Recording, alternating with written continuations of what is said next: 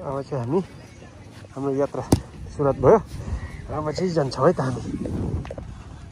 अहिले चाहिँ हामी यो लापडाँडा भन्ने ठाउँमा आइपुग्यो। स्मार्ट सिटी भनेर चिनिन्छ के अरे त्यो बस्तीलाई होइन। अनि उतातिरै एयरपोर्ट चाहिँ यतातिर पर्छ के अरे, त्यो पारीतिर चाहिँ एयरपोर्ट हो होइन।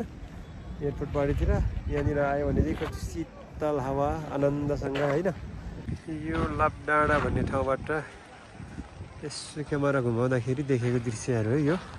आज चाहिँ भन्जरा म यहाँ 9औं ठाउँमा आइपुगेँ। हल्का हावा खानलाई हिँडेको। हाम्रो सेल्फी हान्दैछौँ हामी चाहिँ। कस्तो निस्क्यो सेल्फी चाहिँ हाम्रो, यसरी सेल्फी हान्दैछौँ सेल्फी। यो ठाउँ चाहिँ करिबन कुन ठाउँ भन्दा चिनिन्छ हो यस्तो ठाउँलाई त? यस्तै छ हो हाम्रो ठाउँमा नि। कुनै ठाउँमा चाहिँ हाम्रो गाउँमा नि यस्तै बाटोहरू छन्। यो डिल पछाडि एउटा सानो साप्रोमा गएर चाहिँ हामी फ्रुटी र चटपटी म्यानेज गर्ने प्लान गरियो व्यवस्था। यो बाटो हिँडेको एउटा फाइदा चाहिँ के छ भने नि भन्छ एक्सिडेन्ट चाहिँ हुँदैन नि। मैले टिकटकमा सुनेको यस्तो बाटो हिँड्यो भने है